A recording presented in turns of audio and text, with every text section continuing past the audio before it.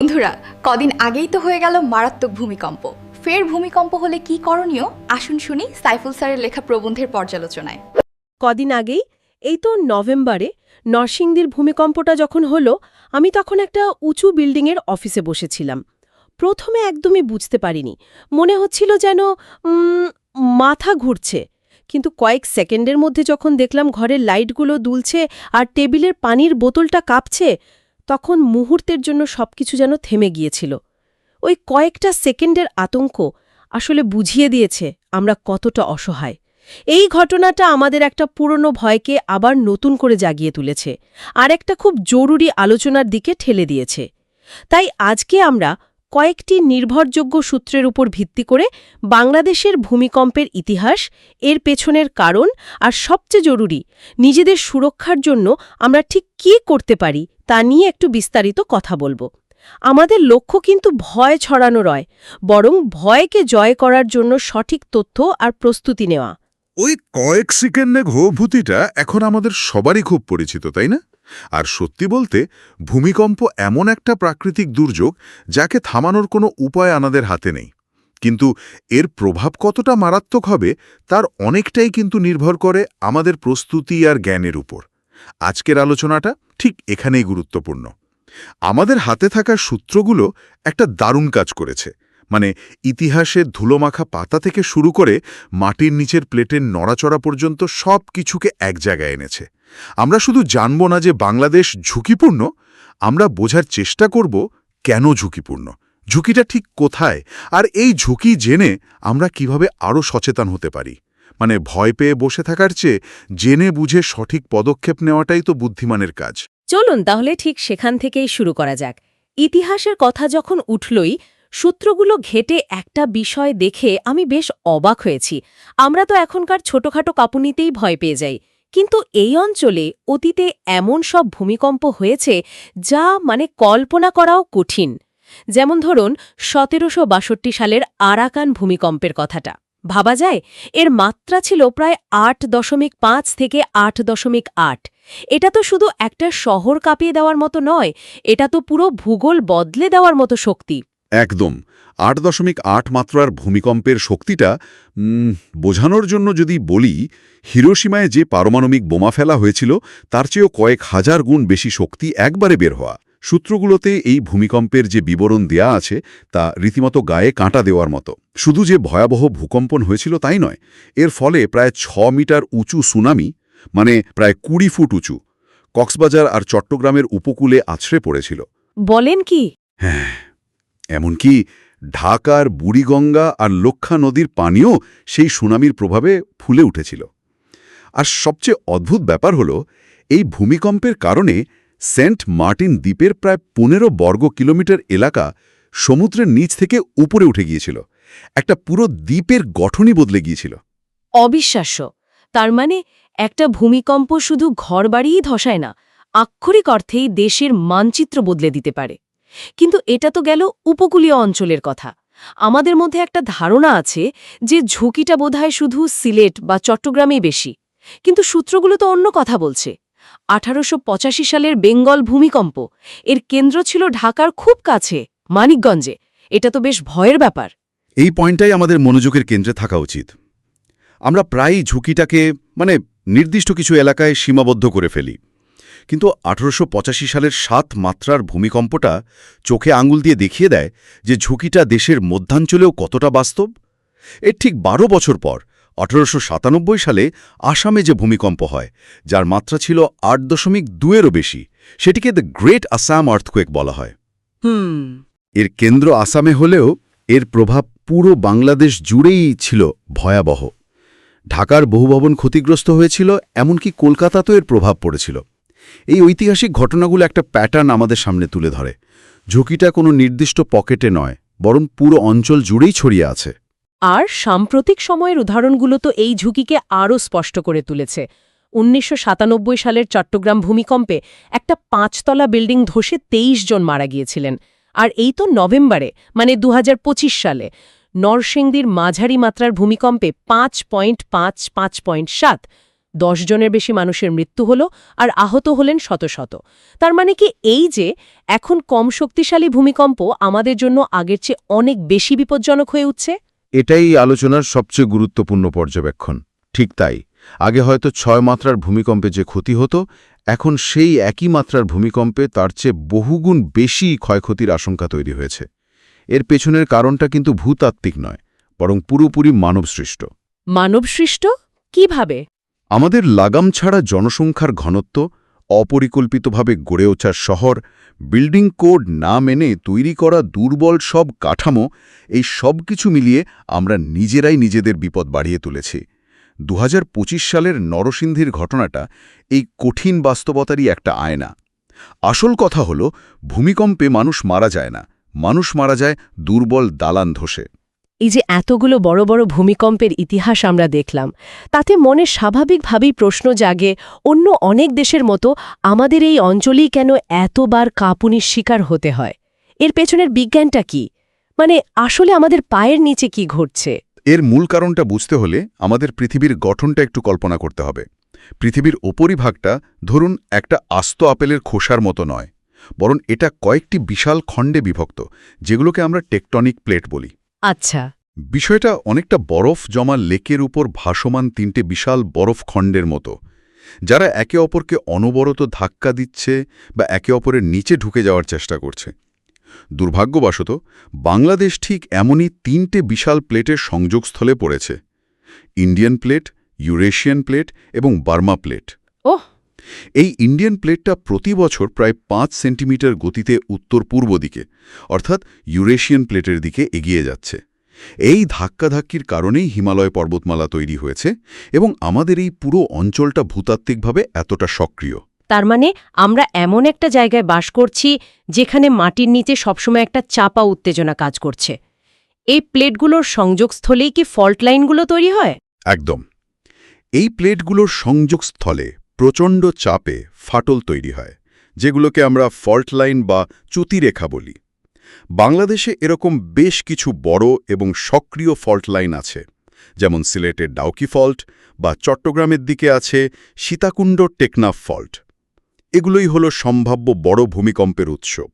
আর এখানেই সূত্রগুলো থেকে একটা সবচেয়ে চমকে দেওয়ার মতো এবং কিছুটা ভয়ের তথ্য উঠে এসেছে। সেটা কি? ভূতাত্ত্বিকরা বলছেন, এই অঞ্চলে বড় ধরনের শক্তি সঞ্চয় হয়ে আছে। গত প্রায় 100 বছরে, বিশেষ করে 1897 সালের আসাম ভূমিকম্পের পর এই এলাকায় 8 মাত্রার মতো বড় কোনো ভূমিকম্প হয়নি। এই দীর্ঘ নীরবতাকে বিজ্ঞানীরা বলেন সাইজমিক গ্যাপ। সাইজমিক গ্যাপ? হ্যাঁ, আমরা ভাবছি এতদিন বড় ভূমিকম্প হয়নি, তার মানে আমরা হয়তো নিরাপদ। কিন্তু বিজ্ঞানীরা বলছেন ঠিক এর উল্টোটা। এই দীর্ঘ নীরবতাই আসলে ঝড়ের আগের শান্ত অবস্থার মতো। প্লেটগুলো তো থেমে নেই, তারা শক্তি সঞ্চয় করে চলেছে। এই জমে থাকা শক্তি যখন হঠাৎ করে মুক্তি পাবে, তখন সেটা একটা বিশাল ভূমিকম্পের আকার নিতে পারে। আমরা আসলে একটা ঘুমন্ত আগ্নেয়গিরির ওপর শহর বানিয়ে চলেছি। ব্যাপারটা তো আসলেই ভয়ের। তার মানে ঝুঁকিটা সময়ের সাথে কমেনি, বরং জমে থাকা শক্তির কারণে বেড়েই চলেছে। আর এর সাথে যোগ হচ্ছে আমাদের নিজেদের তৈরি করা ঝুঁকি। সূত্রগুলোতে একটা কথা খুব পরিষ্কার করে বলা আছে, এখনকার ঝুঁকিটা শুধু ভূতাত্ত্বিক নয়, বরং তার চেয়েও বেশি হল আমাদের দুর্বল অবকাঠামো। হ্যাঁ, ঠিক। ভূতাত্ত্বিক ঝুঁকি আর মানবসৃষ্ট ঝুঁকি, এই দুটো যখন একসাথে হয়, তখনই দুর্যোগের মাত্রা বহুগুণে বেড়ে যায়। মাটির নিচের প্লেটের নড়াচড়া আমরা নিয়ন্ত্রণ করতে পারবো না, কিন্তু মাটির ওপরে আমাদের ভবনগুলোকে তো আমরা শক্তিশালী করতে পারি, তাই না? বিল্ডিং কোড মেনে চলা, মাটির ধরন পরীক্ষা করে বাড়ি বানানো, পুরনো আর ঝুঁকিপূর্ণ ভবনগুলোকে চিহ্নিত করা, প্রস্তুতির জায়গাটা মূলত এখানেই। নরসিংদীর ভূমিকম্পে দেয়াল বা ছাদের কার্নিশ ধসে মানুষের মৃত্যু ঠিক এই বিপদটার কথাই আমাদের মনে করিয়ে দেয়। তাহলে এখন সবচেয়ে জরুরি আর প্রায়োগিক অংশে আসা যাক। ধরে নিলাম ভূমিকম্প শুরু হয়ে গেল, সেই মুহূর্তে মাথা ঠান্ডা রেখে ঠিক কি করতে হবে? সূত্রগুলো থেকে পাওয়ার সবচেয়ে গুরুত্বপূর্ণ পরামর্শগুলো কি কি? প্রথম এবং সবচেয়ে গুরুত্বপূর্ণ পরামর্শ হল শান্ত থাকা। যে কোনো পরিস্থিতিতেই আতঙ্ক আমাদের সোচনে সমাজনে কি শক্তি কেড়ে নেয়। ভূমিকম্পের সময়ে বেশিরভাগ দুর্ঘটনা ঘটে আতঙ্কিত হয়ে, দিকবিদিক জ্ঞানশূন্য হয়ে দৌড়াদৌড়ি করার কারণে। হুড়োহুড়ি করে সিঁড়ি দিয়ে নামতে গিয়ে বা জানালা দিয়ে লাফ দিতে গিয়েই মানুষ বেশি আহত হয়। তাই কম্পন অনুভব করার সাথে সাথেই প্রথম কাজ হলো নিজেকে শান্ত করা। এর পরের ধাপটা কি? আমরা প্রায়ই একটা কথা শুনি, ড্রপ, কভার, হোল্ড অন। এটা তো একটা আন্তর্জাতিকভাবে পরিচিত নিয়ম, তাই না? এটাকে যদি আমরা আমাদের দেশের প্রেক্ষাপটে সহজ বাংলায় বলি, তাহলে কি দাঁড়ায়? এর মানে কি এটাই, কম্পন শুরু হলে দৌড় না দিয়ে মাটিতে বসে পড়ুন, শক্ত কিছুর নিচে আশ্রয় নিন আর সেটাকে ধরে রাখুন? একদম তাই। এর প্রত্যেকটা শব্দের পেছনে বৈজ্ঞানিক কারণ আছে। ড্রপ বা বসে পড়ুন, কারণ কম্পনের সময় আপনি দাঁড়িয়ে থাকতে পারবেন না, পড়ে গিয়ে আহত হতে পারেন। কভার বা আশ্রয় নিন কোনো শক্ত আসবাবপত্র, যেমন মজবুত ডাইনিং টেবিল বা খাটের নিচে। উদ্দেশ্য হল ওপর থেকে খসে পড়া চাং বা অন্য কোনো বস্তু থেকে মাথা এবং শরীরকে বাঁচানো। আর হোল্ড অন বা ধরে রাখুন, কারণ কম্পনের সময় টেবিল বা খাটও সরে যেতে পারে। তাই এক হাত দিয়ে আশ্রয় নেওয়া বস্তুটিকে ধরে রাখতে হবে আর অন্য হাতে মাথা ঢাকতে হবে। কিন্তু একটা প্রশ্ন আছে, সূত্রগুলোতে বলা হচ্ছে শক্ত টেবিলের নিচে আশ্রয় নিতে। ঢাকার বেশিরভাগ আধুনিক ফ্ল্যাটে তো এখন কাচের বা পাতলা পার্টিকেল বোর্ডের টেবিল। সেক্ষেত্রে এই পরামর্শটা কতটা বাস্তবসম্মত? অন্য কোনো বিকল্প আছে কি? এটা খুবই বাস্তবসম্মত একটা প্রশ্ন। যদি কাছাকাছি কোনো মজবুত টেবিল না থাকে, তাহলে ঘরের ভেতরের দিকের কোনো দেয়ালের পাশে বসে পড়ুন এবং 2 হাত দিয়ে মাথা ঢেকে রাখুন। মনে রাখতে হবে, কাঁচের জানালা, আলমারি, বইয়ের তাক বা দেয়ালে ঝোলানো ভারী ছবির ফ্রেমের মতো জিনিস থেকে দূরে থাকতে হবে। আচ্ছা। কারণ এগুলো কম্পনের সময় সহজেই আপনার গায়ের উপর পড়তে পারে। মূল নীতি হল নিজেকে যতটা সম্ভব ছোট করে গুটিয়ে নেওয়া এবং মাথাকে সুরক্ষিত রাখা। আর ভবন থেকে বের হওয়ার ব্যাপারে কি বলা আছে? কখন বের হওয়া উচিত আর কখন নয়? যদি আপনি একতলা বাড়িতে থাকেন এবং কাছেই খোলা জায়গা থাকে, তাহলে দ্রুত বের হয়ে আসা যেতে পারে। কিন্তু উঁচু ভবনে থাকলে দৌড়ে নিচে নামার চেষ্টা করাটা আরও বিপজ্জনক। কেন? কারণ সিঁড়িতে ভিড়ের কারণে বা কম্পনের ফলে সিঁড়ি ভেঙে দুর্ঘটনা ঘটতে পারে। তাই কম্পন থামা পর্যন্ত নিরাপদ জায়গায় আশ্রয় নেওয়াই শ্রেয়। আর কম্পন থামার পর বের হওয়ার প্রয়োজন হলে অবশ্যই সিঁড়ি ব্যবহার করতে হবে। লিফট কোনোভাবেই ব্যবহার করা যাবে না। আর যারা উপকূলীয় বা নদীর কাছাকাছি এলাকায় থাকেন, তাদের ভূমিকম্পের পর ভূমিধস বা সুনামির সম্ভাবনার কথাও মাথায় রাখতে হবে। আর একটা বিষয় যেটা এই সময়ে খুব ভয়ঙ্কর রূপ নেয়, তা হল গুজব। নরসিংদীর ভূমিকম্পের পরও আমরা দেখেছি সোশ্যাল মিডিয়াতে নানা রকম ভিত্তিহীন পূর্বাভাস ছড়িয়ে পড়েছিল, যা মানুষের মধ্যে আতঙ্ক আরও বাড়িয়ে দিয়েছে। ঠিক এই সময়ে গুজনকে নিয়ে চলাটা আত্মরক্ষার মতোই জরুরি। মনে রাখতে হবে, ভূমিকম্পের কোনো নির্ভরযোগ্য পূর্বাভাস দেওয়ার প্রযুক্তি এখনও আবিষ্কার হয়নি। তাই কিছুক্ষণ পরেই বড় ভূমিকম্প হবে বা অমুক জায়গায় ভূমিকম্প হবে, এই ধরনের খবর পেলে আতঙ্কিত না হয়ে নির্ভরযোগ্য উৎস যেমন আবহাওয়া অধিদপ্তর বা সরকারি দুর্যোগ ব্যবস্থাপনা ওয়েবসাইটের তথ্যের জন্য অপেক্ষা করতে হবে। কি করতে হবে তা তো আমরা বিস্তারিত জানলাম, কিন্তু এর উল্টোপিঠও তো আছে। এমন কিছু কাজ আছে যা আমরা প্রায়ই ভুল করে ফেলি এবং যা আমাদের বিপদ আরও বাড়িয়ে দেয়। কোন কাজগুলো ভূমিকম্পের সময় একেবারেই করা যাবে না? সূত্রগুলোতে কয়েকটি বিষয়কে কখনোই করবেন না তালিকাভুক্ত করা হয়েছে। প্রথম এবং প্রধান হল লিফট ব্যবহার। ভূমিকম্পের সময় বিদ্যুৎ চলে যাওয়াটা খুব স্বাভাবিক, আর তখন লিফটের ভেতর আটকে পড়াটা একটা দুঃস্বপ্নের মতো। তাই কম্পন অনুভব করার সাথে সাথেই লিফটের চিন্তা মাথা থেকে ঝেড়ে ফেলতে হবে। দ্বিতীয়ত, আগেই যেমনটা বলা হলো, কাঁচের জানালা, আয়না বা ভারী এবং লম্বা আসবাবপত্রের আশেপাশে আশ্রয় নেওয়া যাবে না। আর এমন কোনো মানসিক বা আচরণগত ভুল আছে যেটাকে সবচেয়ে বড় ঝুঁকি হিসেবে দেখা হচ্ছে? হ্যাঁ, এবং সেটাই হয়তো আমাদের সবচেয়ে বড় শত্রু। সেটা হলো আত্মতুষ্টি বা উদাসীনতা। আমাদের এখানে কিছু হবে না, বা আগে তো কখনো বড় কিছু হয়নি, এখনও হবে না, এই ধরনের মানসিকতা প্রস্তুতি নেওয়ার ক্ষেত্রে সবচেয়ে বড় বাধা। এই উদাসীনতাই দুর্যোগের সময়ে বিপদ কয়েক গুণ বাড়িয়ে দেয়। বিপদ আসার আগ পর্যন্ত বিপদকে গুরুত্ব না দেওয়াটা আমাদের অঞ্চলের একটা বড় সমস্যা। ঠিক তাই। এই মানসিকতার কারণেই হয়তো বিল্ডিং কোড ঠিকমতো মানা হয় না, জরুরি মহড়া হয় না, বা পরিবারে দুর্যোগ মোকাবেলার কোনো পরিকল্পনা থাকে না। ঝুঁকিটা যখন চোখের সামনে দেখা যায় না আমরা সেটাকে উপেক্ষা করি, কিন্তু ভূমিকম্প তো কোনো নোটিশ দিয়ে আসে না। এখানেই প্রস্তুতির বিষয়গুলো চলে আসে।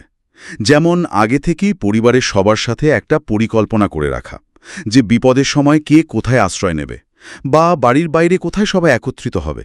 একটা ইমার্জেন্সি কিট গুছিয়ে রাখা, যেখানে ফার্স্ট এইড বক্স, শুকনো খাবার, বিশুদ্ধ পানি, টর্চ লাইট, পাওয়ার ব্যাংক আর জরুরি ফোন নম্বর থাকবে। এগুলো খুবই ছোট ছোট পদক্ষেপ, কিন্তু বিপদের সময় এগুলোর মূল্য অপরিসীম। আজকের এই পুরো আলোচনা থেকে একটা বিষয় আমার কাছে খুব স্পষ্ট মনে হচ্ছে, ইতিহাস আর বিজ্ঞান দুটোই আমাদের লাগাতার সতর্ক করে যাচ্ছে। 2025 সালে নভেম্বরের ভূমিকম্পটা ছিল একটা জেগে ওঠার ঘণ্টা, একটা ওয়েক আপ কল। এটা আমাদের চোখে আঙুল দিয়ে দেখিয়ে দিয়েছে যে মাঝারি মাত্রার একটা কম্পনও ঢাকা বা এর মতো ঘনবসতিপূর্ণ এলাকায় কতটা মারাত্মক হতে পারে।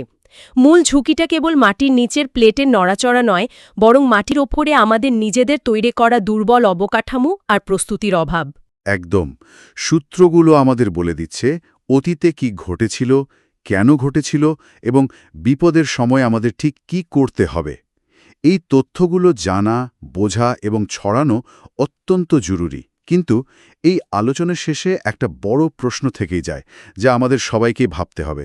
প্রশ্নটা হলো, পরবর্তী অবশ্যম্ভাবী ভূমিকম্পের ফলাফল পরিবর্তনের জন্য আমরা একজন সাধারণ নাগরিক হিসেবে, একটা পরিবার হিসেবে, একটা সমাজ হিসেবে, এমনকি নীতি নির্ধারক হিসেবে আজ ঠিক কোন সম্মিলিত পদক্ষেপগুলো নিচ্ছি। ঝুঁকি সম্পর্কে শুধু জানা এক জিনিস, আর সেই অনুযায়ী ঝুঁকি কমানোর জন্য বাস্তবিকভাবে কাজ করা সম্পূর্ণ ভিন্ন একটি বিষয়। আমাদের এখন দ্বিতীয় ডিতেই মনোযোগ দিতে হবে, কারণ পরের ভূমিকম্পটা কবে আসবে তা আমরা জানি না, কিন্তু এটা যে আসবে তা প্রায় নিশ্চিত।